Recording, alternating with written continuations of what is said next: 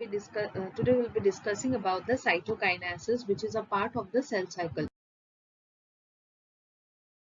Last class we have seen till telophage, and now in this class we will be continuing from cytokinases. So if we see cytokinases is basically the combination of two words, cyto plus kinases. So it is a combination of two words, cyto plus kinases, right? Cyto stands for your cell and kinases stands for your division, right?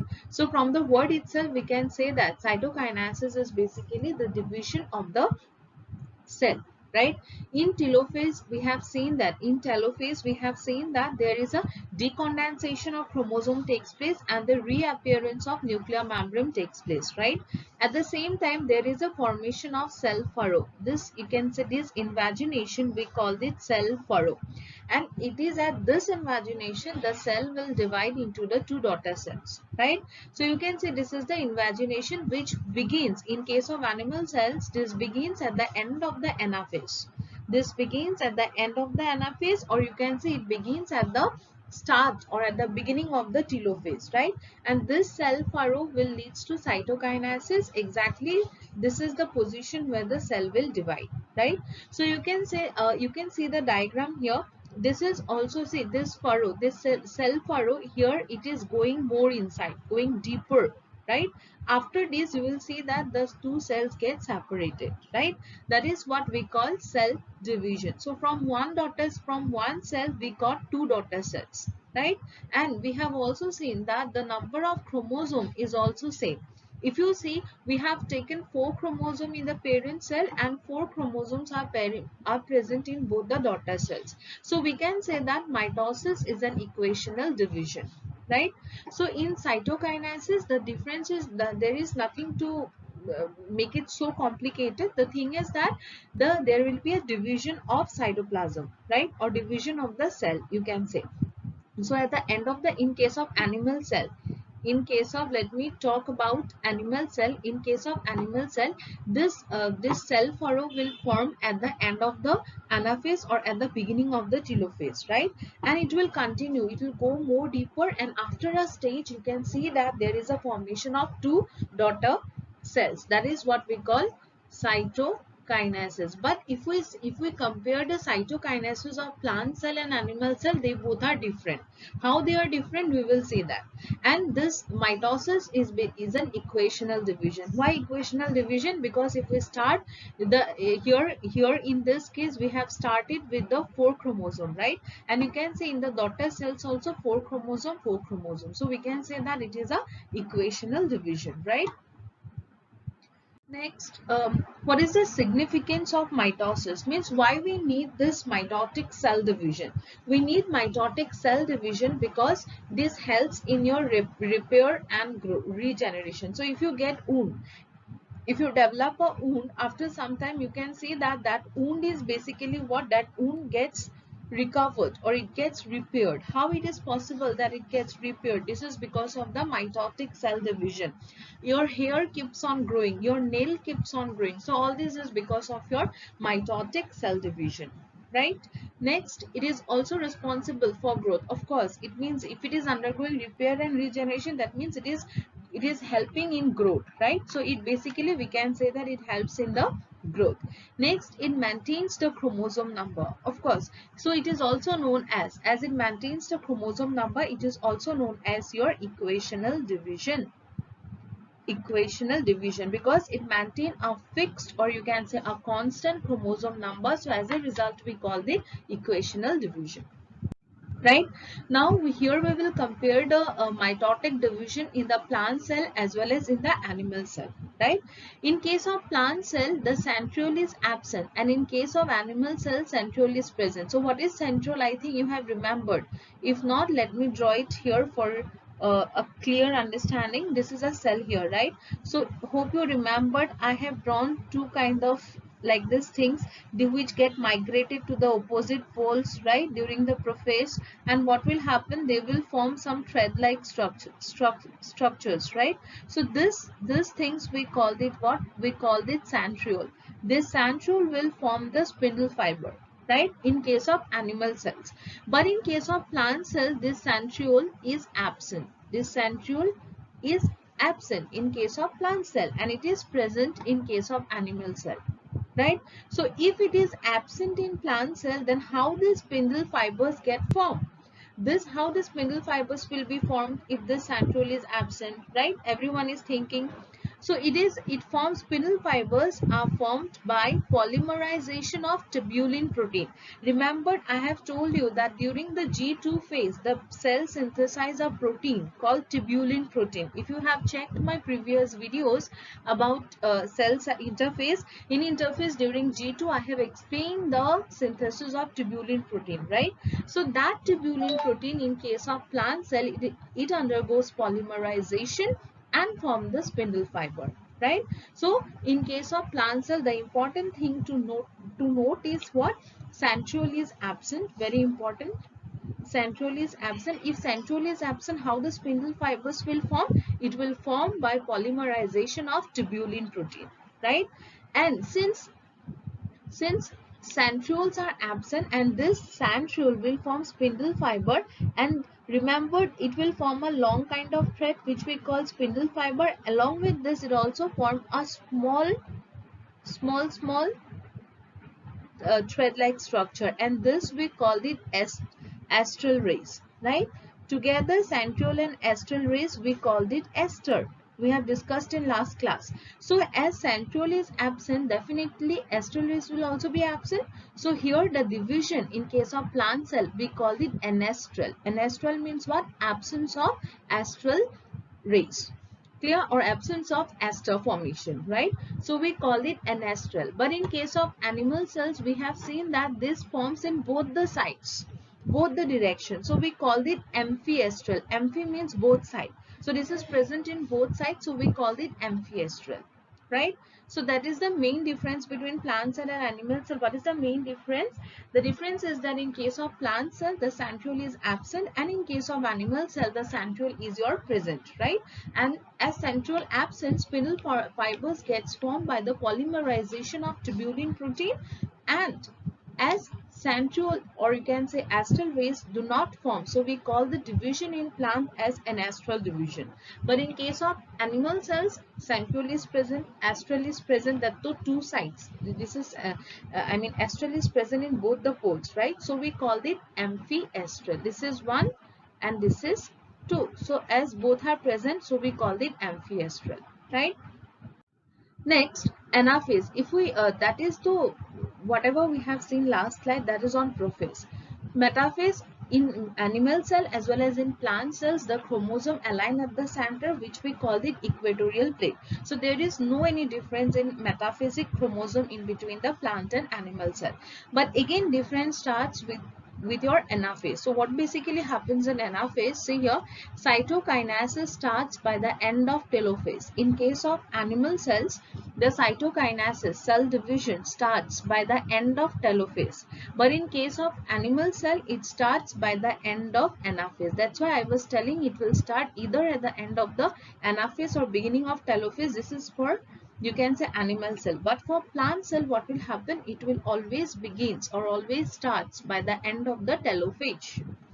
Coming to cytokinesis, again in case of plant and animal cell, if we compare the cell division in case of animal and plant cell, this is very important to understand. What is the importance is that the cell wall is present. So invagination of plasma membrane is absent.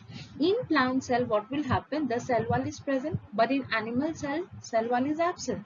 So as cell wall is absent in animal cell, so there is an invagination of plasma membrane takes place. Plasma membrane gets folding because there is no any rigid structure here like cell wall. So plasma membrane will easily form this furrow.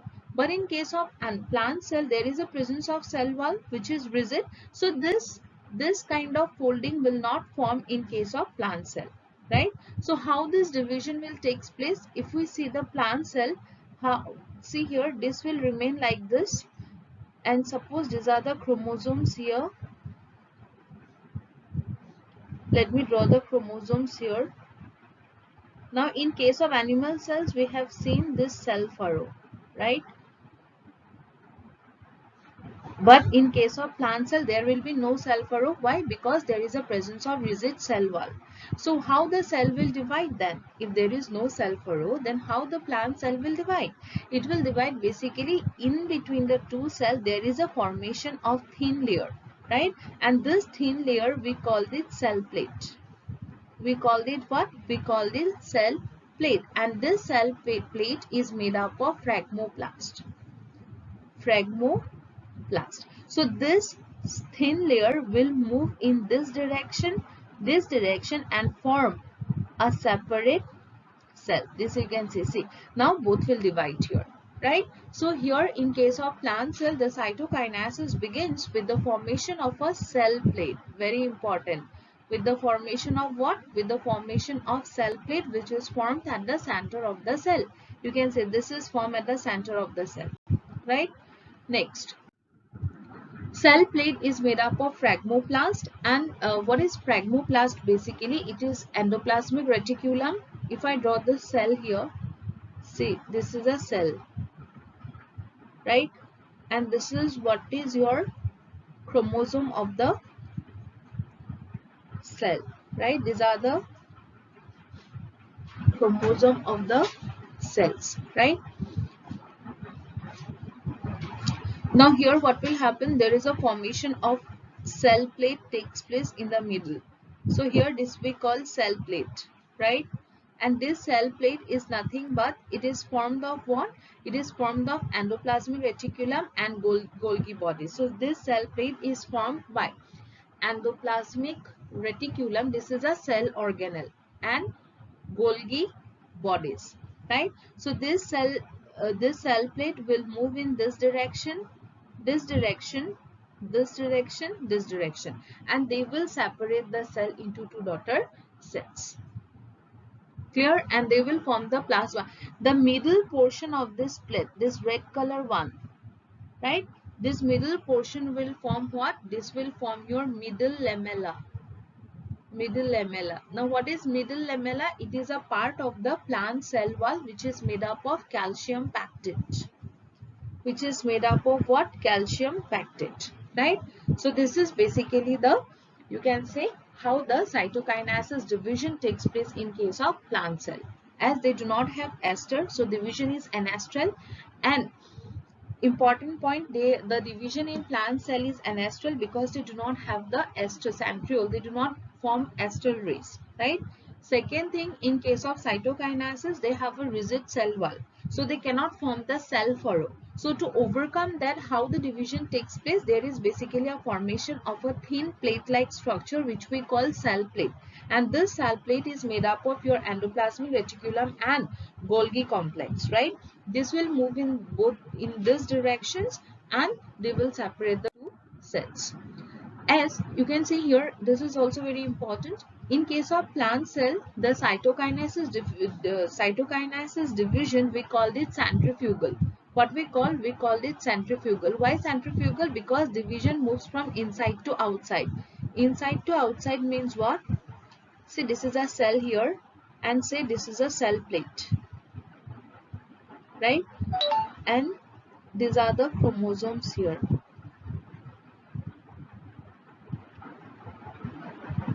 These are the chromosomes. Now see here, this cytokinesis division is taking place from center to outside because it will move in this direction, right? So that's why we call it centrifugal, because the movement is from inside to outside. But in case of animal cell, the movement is from outside to inside, so we call the division as centripetal division. So how it takes place? Centripetal, see here. So this is a cell. So here you can see that this is a beginning of formation of cell furrow. This is the beginning of the formation of the cell furrow. So it is from outside to inside because this starts from outside and it is moving inside, right?